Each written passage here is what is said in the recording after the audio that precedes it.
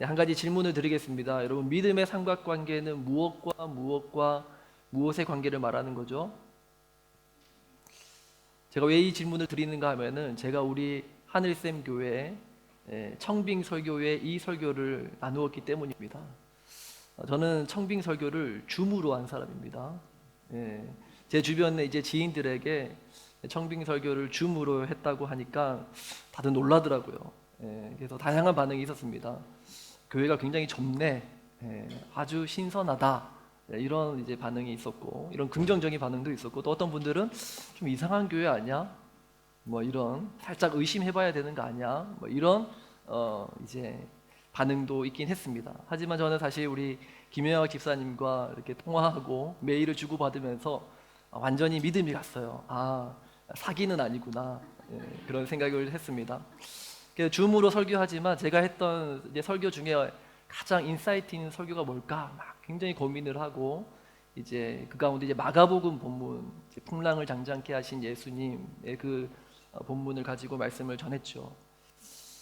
그러면서 이제 오늘 본문과 이제 병행 구절이죠. 마태복음 오늘 8장 오늘 본문에도 이제 풍랑을 잠잠케 하신 그 스토리가 나옵니다. 이제 그러면서 다시 제가 청빙 설교했던 원고를 열어봤어요. 솔직히 욕심이 좀 과했더라고요.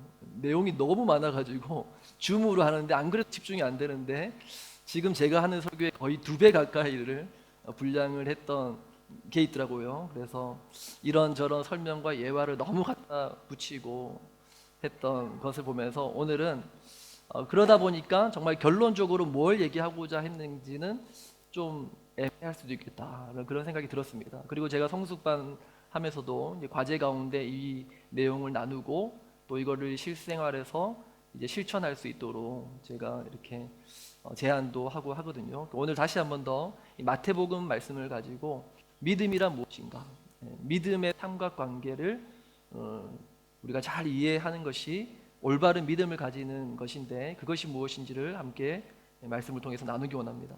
자, 먼저 오늘 본문 시작에 보면 예수님 앞에 나온 2사람이 있어요. 한 사람씩 차례대로 예수님께 나왔는데요. 마치 이제 교무실에 담임 선생님 면담하러 갔다가 이제 한 명씩 기다리고 있는 학생 같은 그런 분위기입니다. 자, 먼저 한 서기관이 예수님께 나와 말합니다. 우리 19절 함께 읽습니다. 한 한 서기관이 서기관이 나와 나와 예수께 아뢰되 선생님이여 어디로 가시든지 저는 따르리이다. 아마도 이 서기관은 예수님께서 산상수훈의 말씀을 전하신 말씀을 듣고 은혜를 받았던 것 같아요. 그리고 또 나병 환자도 치유하시고 또 백부장의 하인도 고치시고 또 베드로의 장모의 열병도 고치시고 또 수많은 귀신을 내어 쫓으시는 그 예수님의 모습을 보면서 아, 이분은 내가 당장 따라 나서서 내가 이분의 제자가 되어야겠다 그런 결심을 한 거죠. 그래서 예수님께 어디로 가시든지 제가 따르겠습니다. 그렇게 말을 합니다. 그런데 예수님께서 자신을 따르겠다고 나서는 이 서기관을 향해서 이렇게 말씀하십니다. 20절 함께 읽습니다. 시작. 예수께서 이르시되 여우도 굴이 있고 공중에 새도 거처가 있으되 인자는 머리 둘 곳이 없다 하시더라. 네, 쉽게 표현하면 날 따라오면 길거리에서 노숙하게 될 거야. 그래도 따라올래? 네, 이 서기관이 이 말을 듣고 예수님을 그래도 따라갔는지 안 갔는지 성경이 말해주진 않아요. 예수님의 표현은 날 따라오면 길거리에서 노숙할 수도 있어. 그래도 따라올 거야. 자, 그리고 이어서 제자 중 하나가 예수님께 와서 이렇게 말합니다. 우리 21절 함께 읽습니다. 제자 중에 또 한 사람이 이르되 주여 내가 먼저 가서 내 아버지를 장사하게 허락하옵소서. 이 당시 장례문화는 뭐 지금 우리처럼 3일장 이 정도가 아니었어요. 1년 정도 지속되는 그러한 장례 문화를 가졌습니다. 지금 이 제자가 아버지의 장례를 치르러 간다 이 말은 저는 아버지 장례를 치러야 해서 이제 예수님을 따르지 못할 것 같습니다. 왜냐하면 이제 1년가량 이 장례를 치러야 되기 때문에 이제 예수님의 공생의 기간이 뭐 3년밖에 안 되는데 그 중에 이제 1년을 못 하겠다라는 거는 뭐 결국에는 예수님 제자가 못 되겠다 이 말이잖아요. 그런데 예수님께서 이 서기관에게 했던 말과 정반대의 말씀을 하시죠. 22절 함께 읽습니다. 예수께서 이르시되 죽은 자들이 그들의 죽은 자들을 장사하게 하고 너는 나를 따르라 하시니라. 쉽게 말하면 너희 집에 너 말고 다른 형제들도 있잖아. 다른 가족들도 있잖아. 그 가족들이 장례를 치르게 하고 너는 나를 따르라. 이게 그런 말입니다. 아마 예수님의 지금 이 대답을 조금 전에 그 서기관이 들었다면 굉장히 서운해할 수도 있는 말이죠. 자기는 앞뒤 안 가리고 예수님을 따르겠다. 묻지도 않고 따지지도 않고 주님 어디로 가시든지 제가 따르겠습니다 라고 했더니 나를 따라오려면 길거리에 노숙할 수도 있어. 이래도 따라올래? 하면서 뭔가 말리는 듯한 그런 뉘앙스잖아요. 그런데 반면에 이 제자는 자기에게 중요한 사장이 있으니 예수님 이제 못 따르겠습니다 라고 말하는데 예수님이 오히려 이 제자에게는 그래도 넌 날 따라와야 돼 그렇게 말하고 있는 거예요. 이게 서기관이 들으면 굉장히 서운해할 수도 있는 말인 거죠. 자, 그렇다면 예수님은 왜 이렇게 상반된 대답을 하셨을까? 따르겠다라는 사람에게는 이래도 따라올래? 라고 말씀하시고 못 따르겠다라는 사람에게는 그래도 따라와 이렇게 말씀하시잖아요. 예수님은 항상 거꾸로 말하고 행동하는 청개구리과인가? 이런 생각까지 들게 합니다. 교회 사역을 할 때도 비슷한 상황을 마주할 때가 있습니다. 어떤 분은 와서 말합니다. 목사님 제가 할게요. 제가 섬길게요. 뭐든지 맡겨만 주세요. 근데 그분의 상황은 그렇게 섬길 수 있는 상황이 아니란 말이에요. 네. 그런데 그러면 이제 오히려 말리죠. 집사님 괜찮아요. 나중에 필요하면 말씀드릴게요. 어떤 분들은 정반대의 케이스가 있습니다. 여러분 교회에는 12월에 귀신이 역사하는 거 아십니까? 12월만 되면 이제 12월에 귀신이 이제 스물스물 올라와 가지고 우리 성도님들의 귀에 대고 속삭이는 거예요. 내년에 너 공부해야 되잖아. 내년에 다른 요거 바쁠 거잖아. 그러니까 이제 그만 내년 너가 맡고 있는 사역 못 하겠다고 해. 그리고 내년 1년은 교회 못 가겠다고 해. 그 이제 귀신의 이제 소리를 듣고 찾아와서 못 하겠습니다. 이렇게 얘기를 하죠. 그렇게 말하면 목사는 어떻게 말해야 될까요? 힘든 상황임에도 불구하고 계속 섬길 수 있도록 다독이고 격려하고 또 위로해야겠죠. 물론 예수님을 따르는 문제와 교회 사역을 하고 안 하고의 문제는 차원이 다른 문제이긴 합니다. 근데 예를 들면 그런 분위기라는 거예요. 예수님께서 하고자 하는 자의 의지는 꺾으시고 도리어 못하겠다, 안 하겠다 하는 자는 붙잡아서 끌고 가고자 하신다라는 거죠. 자, 왜 예수님께서는 이렇게 상반된 태도와 모습을 보이고 계신 것일까? 자, 그 이유와 답을 다음에 나오는 이 사건을 통해서 우리가 찾을 수 있습니다. 지금 이 두 사람이 예수님께 나와서 얘기하고 있는 이 문제는 예수님을 따르는 것에 관한 문제예요. 예수님을 따른다라는 것은 우리가 한자로 신앙이라고 말하고요. 또 한글로는 믿음이라고 표현을 합니다. 오늘 말씀은 예수님을 바르게 믿는다라는 것.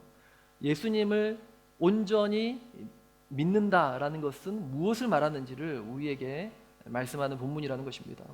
23절부터 27절까지의 내용은 우리가 익히 잘 아는 풍랑을 잔잔케 하신 예수님에 관한 말씀이죠.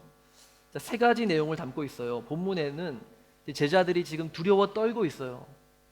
무엇 때문에 두려워 떱니까? 한밤중에 폭풍우가 내려친 거예요. 그리고 배에는 물이 가득하게 되었고, 그리고 그 배가 전복될 수도 있는, 뒤집힐 수도 있는 그러한 어떤 상황이었기 때문에 모든 배에 탄 제자들이 지금 무서워 두려워 떨고 있는 그런 상황입니다. 자, 그런데 제자들이 탄 배는 이 거센 풍랑을 이겨내기에는 너무 작은 배였어요.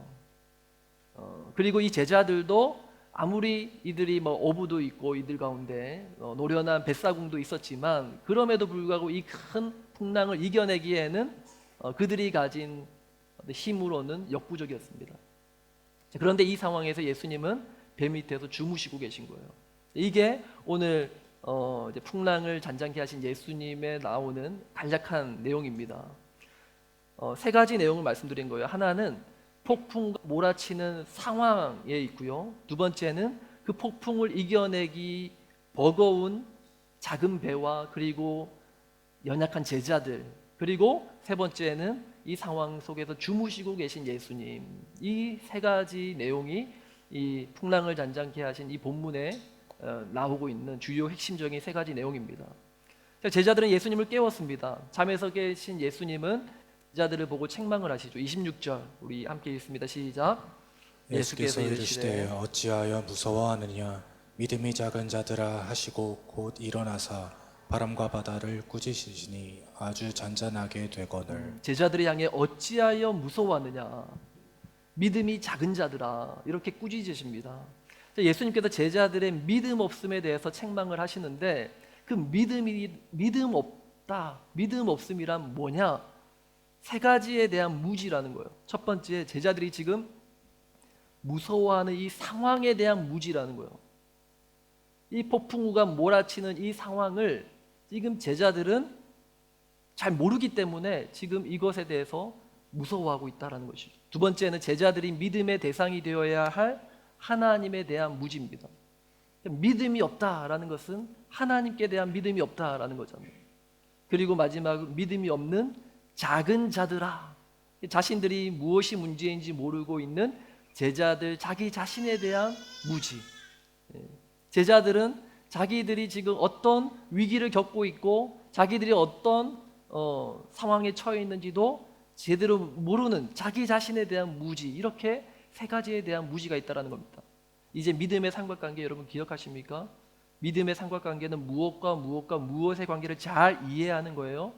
상황과 나 자신과 그리고 하나님, 이 세 가지를 통합적으로 잘 이해하고 생각하고 또 예수님을 따르는 것, 이것이 온전한 믿음이라는 겁니다. 좀 구체적으로 그 내용을 함께 살펴보겠습니다. 먼저 돌아가서 19절에 예수님께 나와왔던 이 서기관의 문제가 뭘까? 예수님께서 서기관에게 이렇게 말씀하셨죠. 20절 우리 함께 읽습니다. 예수께서 이르시되 여우도 굴이 있고 공중에 새도 거처가 있으되 인자는 머리 둘 곳이 없다 하시더라. 날 따라오면 길거리에서 노숙할 수 있어. 자, 이런 상황을 이해하고 날 따라오는 거야 라는 말씀이죠. 그러니까 이 서기관은 예수님을 따라가겠다라고 했을 때 예수님께서 이런저런 기적을 일으키시는 것만 보고 능력 있는 분이니까 뭔가 배울 게 있겠지, 그것만 생각한 거예요. 자기의 상황이랑 생각하지도 않고 별다른 고민 없이 충동적으로 그렇게 예수를 따르겠다라고 말한 겁니다. 그러니까 예수님의 말씀이 이런 상황까지 너가 다 고려해도 날 따라 오려느냐, 그런 의미인 거죠. 너가 지금 놓치고 있는 게 뭐야? 너의 상황을 생각해봐. 그 상황을 생각해도 나를 따라올래? 그러면 날 따라와. 성경의 인물 중에 앞뒤 상황 안 가리고 예수님만 보면 뛰어드는 한 사람이 있었죠. 누구예요? 베드로입니다. 그냥 자신 있게 말씀하셔도 돼요. 다 아시면서 꾹 입을 다물고.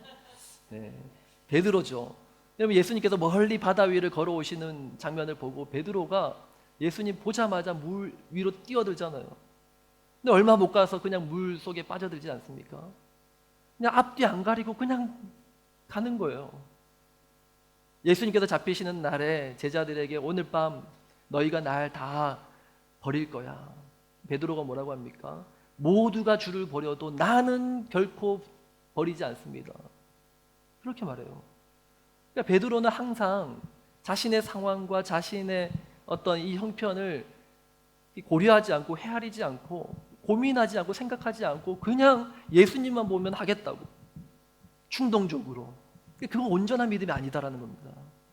여러분, 예수님을 따르는 신앙생활은 결코 감정적이거나 충동적으로 하는 게 아니에요. 옛날 우리 부모님 세대 때 교회에 부흥회 하잖아요. 그러면은 집에서 다 긴장을 해요. 집에 있는 전축 갖다 바치겠다고 할까봐. 아세요, 여러분? 신혼 때 그 받은 폐물 이거 막 헌납하고 그런 경우가 많았단 말이에요. 그때는 나중에 땅을 치고 후회한단 말이에요. 왜 내가 그때 뭔가 헷가닥 해가지고 부흥회 때 막 충동적으로 그걸 바치겠다고 해가지고. 물론 순수한 신앙 알겠습니다. 그런데 그거는 아니라는 거예요. 내 상황과 형편을 돌아보고 고민하고 생각하고 기도하면서 그렇게 차근차근 하나님의 뜻을 묻고 결정하고 주님을 따르는 것, 이것이 주님 보실 때 온전한 믿음이 좀 있습니다. 또 어떤 분들은 가정은 안 돌보고 교회 일이 우선이에요. 뭐 우리 교회는 그런 분 없습니다. 예. 그런데 한국에 있을 때 간혹 있었어요. 예. 집에 있는 다른 안 믿는 가족들이 늘 불만이에요. 예. 한 번씩 신방 가면은 막 되게 막 째려봐요. 예. 근데 그것도 하나님 보실 때 결코 바른 신앙의 모습은 아닙니다. 옛날에는 그게 마치 예수님을 믿는 믿음 때문에 받는 박해라고 그렇게 생각을 했지만 사실 아니죠. 자기 상황을 잘 헤아리고 할 수 있는 만큼 내가 섬기고 또 예수님을 따르는 것, 그것이 올바른 신앙이다라는 것입니다. 자, 그리고 간혹 이 상황을 헤아리지 않는 수준을 넘어서 상황을 회피하려는 분들이 있죠. 교회에서 교인들과 갈등이 생기면 어떡합니까? 내가 이 교회 아니면 갈 데 없나? 그냥 교회로 옮겨버리는 겁니다. 직장에서 동료들과 갈등이 생기면 어떻게 할까요? 어떻게 하면 이놈의 회사를 때려치울까? 이직 자리 알아보는 거예요. 제가 그 마음 어느 정도 조금 이해를 합니다. 제가 예전 전도사 때 교회 부임한 지 한 달쯤 돼가지고 사임할 날을 고민하는 거예요. 아, 이게 난리 같다. 내게 청빙 자리 알아보고. 근데 꾸역꾸역 2년은 버티거든요, 결국에는. 그런데 너무 힘드니까 회피하고 싶은 거예요. 도망치고 싶은 거예요. 그런데 그러면서 제가 깨닫게 된 사실은 상황을 회피하고 간 곳은 천국이 없더라. 이 상황이 싫어서 다른 곳에 가면 거기 가서도 똑같은 상황을 마주하게 되더라고요. 하나님께서는 내가 이 상황을 이겨내고 이 상황을 통해서 너가 배우고 또 하나님으로부터 깨닫게 하기 위한 어떠한 과제가 있기 때문에 나를 그 상황 가운데 두신 것인데 내가 그 상황을 이겨내지 못함으로 그러면 계속해서 그 상황이 내 앞에 반복되는 것을 보게 되었습니다. 오늘 우리의 인생에 주어진 모든 상황들을 우리가 정확하게 인식하고 그 상황 속에서 하나님의 뜻을 온전히 분별하실 수 있는 우리 모두가 될 수 있기를 주님의 이름으로 축복합니다. 자, 그리고 21절에 나오는 아버지 장례 때문에 예수님이 이제 못 따르겠습니다 라고 했던 그 제자, 이 제자의 문제는 뭐예요? 우리 한번 22절 예수님께서 그 얘기하신 말씀을 한번 보겠습니다. 다 같이 읽습니다. 시작. 예수께서 이르시되 죽은 자들이 그들의 죽은 자들을 장사하게 하고 너는 나를 따르라 하시니라. 아버지의 장례라는 이 현실적인 상황 때문에 예수님 못 따르겠습니다 라고 하자 예수님은 네가 그런 상황에 대해서 충분히 고민한 거 알겠는데 그래도 나를 따라와. 그러니까 이 제자는 자신이 처한 상황 때문에 무엇을 놓치고 있습니까? 눈앞에 계신 예수님을 놓치고 있는 거예요. 상황이라는 문제 때문에. 지난주에 제가 예화로 말씀드렸던 성경의 한 일화를 다시 한 번 더 말씀드릴게요. 떨어지는 그 언약궤를 자기 손으로 붙잡았던 우사 이야기 기억하시죠? 우사가 놓친 게 무엇입니까? 하나님의 언약궤는 하나님의 능력과 하나님의 강한 임재를 상징하는 것입니다. 그렇다고 한다면 언약궤는 어떠한 위기 상황이 닥쳐도 절대로 땅에 떨어질지 거나 파괴되지 않는다라는 거예요. 근데 우사가 간구한 것은 무엇입니까? 언약궤가 떨어질 것 같은 그 위기의 상황이 되니까 하나님의 능력은 무시하고 자기가 자기 힘으로 그 상황을 해결해 보려고 했던 거라는 거예요. 우사의 이 안타까운 실수를 오늘 우리의 일상에서도 많이 범하고 있는지도 모릅니다.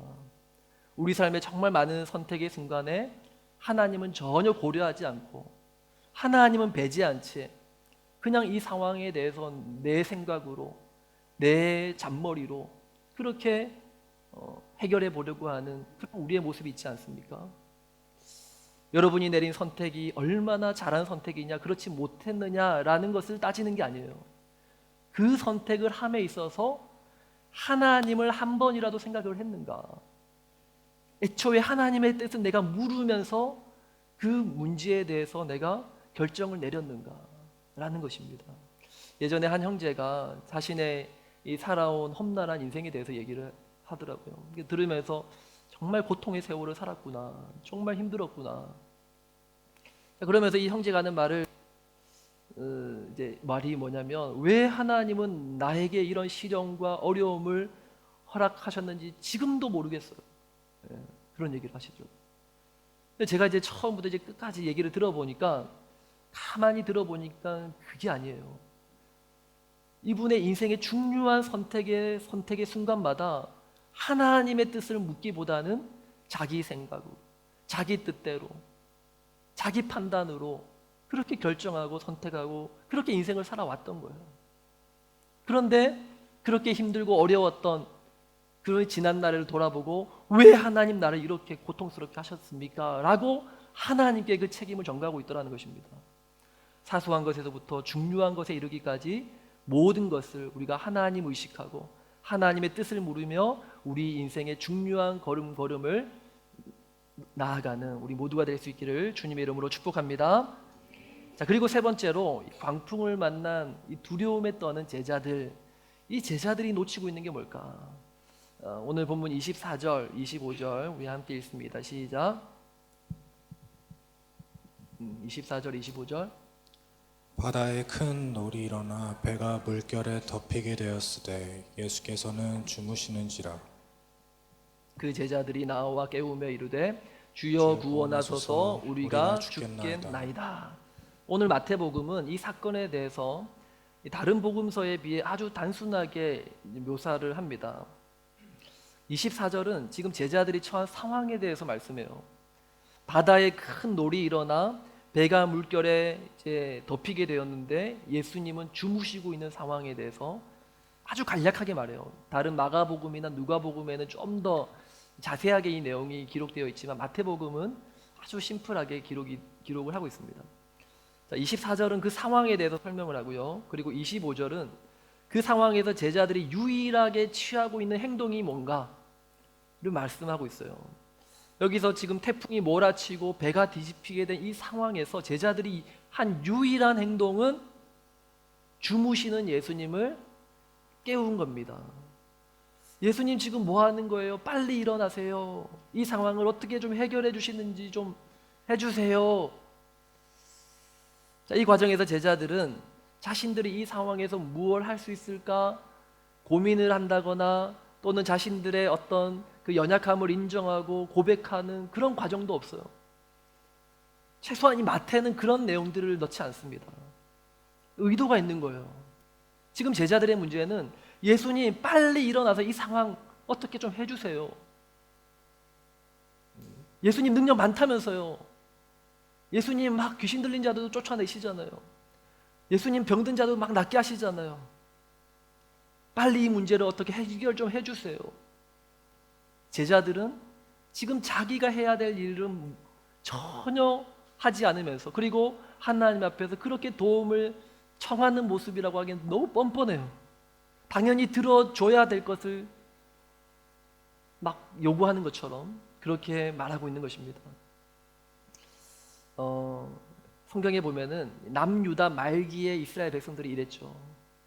히스기야 왕 이후에 이제 남방 유다의 말기는 아주 혼돈 그 자체였습니다. 하나님께서 이미 선지자들을 통해서 예레미야나 이사야를 통해서 너희가 이제 바벨론에게 망한다. 바벨론 제국에게 너희가 멸망하게 될 거야. 참 선지자들이 이렇게 끊임없이 예언을 함에도 불구하고 이 남유다 백성들은 어떤 생각을 가지고 있습니까?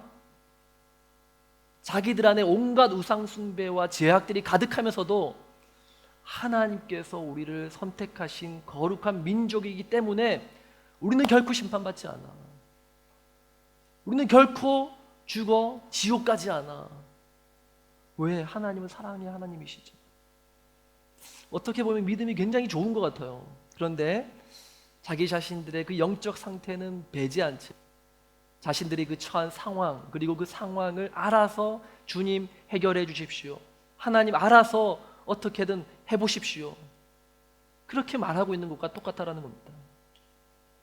여러분, 세상의 여러 자기계발서를만 봐도 자기 자신을 잘 아는 것이 인생을 행복하게 사는 첫걸음이라고 얘기를 합니다.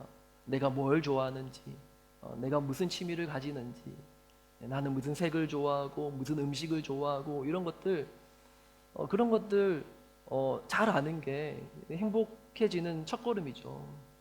영적인 원리도 똑같습니다. 여러분 신학에서도요 중요하게 다루는 분야는 신론이죠. 하나님을 배우는 하나님은 누구신가. 그것 못지않게 중요한 게 뭐냐면 인간론이라는 거예요. 사람은 어떤 존재인가? 나는 누구인가? 정말 위기는 무엇입니까? 내 영혼의 상태가 위태하다라는 것을 인지하지 못하는 게 진짜 위기라는 거예요. 내 영혼 상태가 지금 위험한데, 뭔가 내 몸이 좀 이상한데, 내 영혼이 좀 많이 다운되어 있는데, 이런 생각이 들면 그나마 소망이 있는 거예요. 그런데 내 영혼의 상태가 지금 완전히 밑바닥인데 그걸 깨닫지 못하고 내 영혼은 지금 죽어 있는 상태인데 나는 괜찮아, 난 괜찮아. 하나님 날 사랑하셔. 하나님 날 사랑하시니까 막무가내로 맹목적으로 그렇게 하나님의 사랑을 나는 배제한 채 그렇게 하나님을 믿고 있지는 않습니까? 이처럼 예수님을 따른다라는 것은요 서기관처럼 앞뒤 안 가리고 충동적으로 예수님을 따르는 것 이것도 아니고요. 또 아버지 장례 치르야 되기 때문에 예수님 이제 못 따르겠습니다. 현실의 상황에 눌려서 예수님을 따르지 못하는 거 이거 불신앙이고요. 그리고 풍랑을 만난 제자들처럼 자기 자신들은 쏙 빠진 채 하나님 알아서 해주십시오. 이 모든 상황을 하나님 알아서 좀 해결 좀 해주십시오. 이것 또한 우리의 온전한 믿음의 모습이 아니다라는 것입니다. 예수님을 따른다라는 것은 나의 주어진 상황을 정확하게 인지하고 그리고 그 상황 속에서 내가 할 수 있는 것을 하는 거예요. 물론 그때도 하나님 의지하면서 해야겠죠. 그리고 내가 진짜 할 수 없는 문제를 만날 때 내 연약함을 인정하고 하나님의 능력의 손을 의지하는 것입니다. 우리는 이 거대한 풍랑 앞에서 어떠한 힘을 쓸 수 없는 나약한 존재이지만 내가 그 사실을 인정하고 나아갈 때 우리 안에 계신 주님, 그 주님은 결코 작지 않은 분이시기 때문에 우리 자녀된 우리의 인생을 결코 침몰하게 내버려 두지 않을 것입니다. 하나님께서 그 인생 절대 망하게 내버려 두지 않습니다. 우리 인생의 모든 풍랑과 문제보다 더 크신 하나님을 바라보고 하나님께 간구하시길 바랍니다. 하나님은 우리의 모든 상황을 뒤집어 역전시킬 수 있는 능력의 주님이십니다. 이와 같은 우리 주님께 나의 상황과 또 나의 자신을 온전히 내어 맡기는 그 온전한 믿음의 사람이 되시길 주님의 이름으로 축복합니다. 우리 함께 찬양팀 준비해 주시고요. 네, 이제는 다 아시겠죠? 믿음의 삼각관계 뭐라고요? 상황과 나 자신과 하나님. 이 세 가지 중에 어떤 것 하나라도 배제시키는 것은 온전한 믿음이 아니라는 거예요. 여러분 이 공식을 생각하십시오. 어려움을 만날 때, 위기를 만날 때, 문제를 만날 때 이 공식대로 생각을 하는 거예요. 내 상황이 어떤 상황인가? 하나하나 모든 상황을 끄집어내 보십시오. 나의 적은 무엇인가? 내가 지금 어떠한 위기의 상황에 처해 있는가? 하나도 빠짐없이 찬찬히 짚어보시기 바랍니다. 그리고 그 상황 속에서 내가 느끼는 감정과 나의 생각과 나의 억울함과 나의 모든 것들을 한번 정리해 보시기 바랍니다. 그리고 잠잠히 하나님을 묵상하는 거예요. 왜 이게 뭐냐면 다윗의 시편이에요. 다윗이 얼마나 많은 위기를 당합니까? 아들에게 반역당하고 당하려고 하고 사울 왕에게 쫓기다니고 그 일생이 도망자요, 위기요, 어려움의 연속이었습니다. 그런데 다윗의 시편을 묵상해 보면 이 세 가지 공식이에요. 하나님, 내가 이런 상황에 놓여 있습니다. 사방의 적들이 나를 애워싸 나를 죽이려고 합니다. 나 죽을 것 같아요. 나 미쳐버릴 것 같아요. 나 저 사람 죽이고 싶어요. 가감 없어요. 그냥 원수를 향해서 저주를 퍼붓고 있어요. 근데 거기서 끝나는 게 아닙니다. 다윗은요, 조용히 하나님을 묵상하는 겁니다. 그럼에도 불구하고 내가 하나님을 바라보겠습니다. 내가 이러한 절망적인 상황에 있다 할지라도 내가 눈을 들어 이 문제보다 크신 하나님을 내가 바라보겠습니다. 나는 이 문제 앞에서 초라하고 연약하여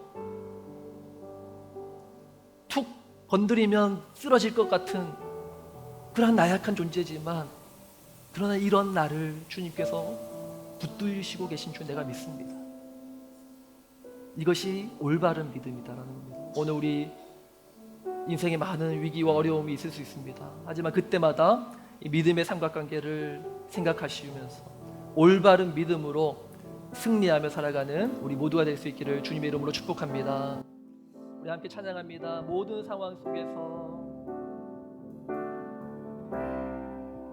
모든 상황 속에서 주를 찬양할지라, 주를 찬양할지라. 주는 너의 큰 산들, 주는 너의 큰 산들, 큰 도움이시라.